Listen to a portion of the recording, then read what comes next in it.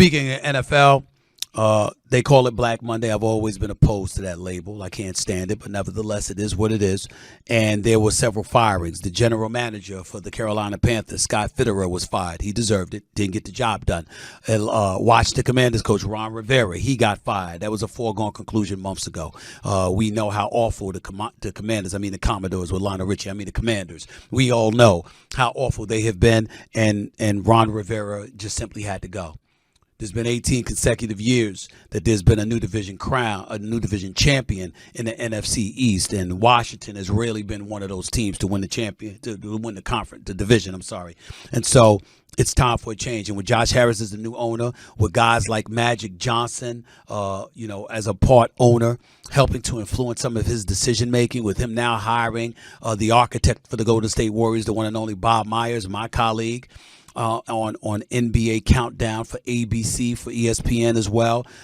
That guy, Bob Myers, is also going to be consulting and helping build their organization as well in the nation's capital. So props to Josh Harris for making those selections. But clearly Ron Rivera needed to go. Eric Bieniemy should receive strong consideration. But when you're a part of a team that nosedived the way this did, I think they're going to be looking to clean house, and they're not going to want any remnants of what they've just departed from to still exist. And I think that ultimately Eric Bieniemy will be a casualty of that. Hopefully he'll be able to go back to Kansas City, replace Matt Nagy, and be the offensive coordinator in Kansas City yet again under Andy Reeves, if he indeed ends up not getting a head coaching job with the Washington Commanders. And of course, Arthur Smith for the Atlanta Falcons. He's out as the head coach. Another 7-win season, another miss from the playoffs. He was let go, and he went down swinging yesterday, I should say unceremoniously, I might add, because he got blitzed. They lost 48-17 to the New Orleans Saints, with New Orleans needing a win to have a chance to win the NFC South, which they did not do because Tampa Bay ended up beating Carolina.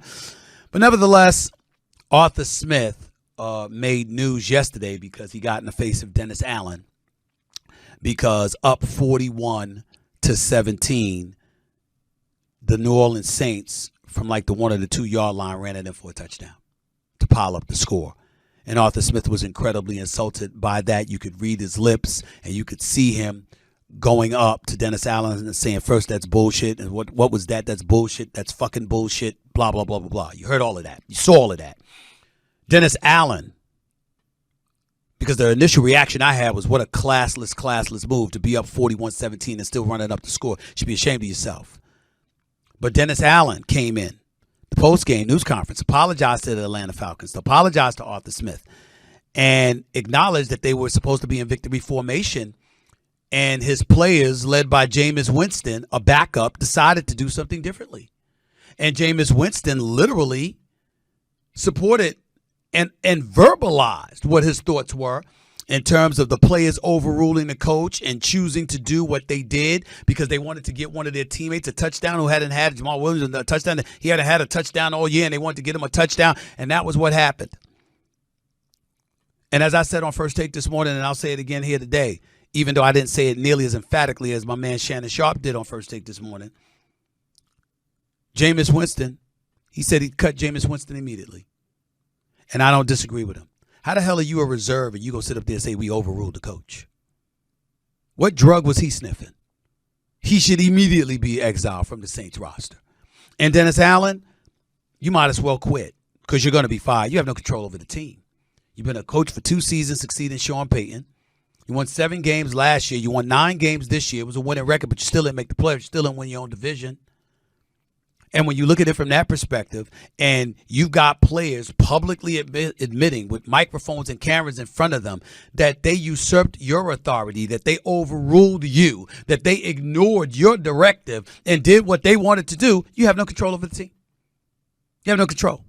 When a backup, that is Jameis Winston, disrespects you like that, come on, man. Come on. You got to go. It's just that simple. Some people, ladies and gentlemen, are meant to be coordinators. Some people ain't meant to be overseers. They're not meant to be head coaches. They're not meant to be designated as leaders of men. Some people are not meant to do that. And if there's ever a case study for it, it's this one. A backup quarterback who, by the way, has spent time in the NFL as a third stringer, even though he won a national title at Florida State, and even though he was a starter in the NFL, first in Tampa and then New Orleans at one point in time. This man went in front of the microphones and the cameras and said that they dismissed a directive from their boss to do what they wanted to do. That means you have no control. And that means I need to get somebody in there, if I'm ownership with the New Orleans Saints, that's going to be able to flex their authority and make sure that their directives are followed. It's just that simple. So that's it for that.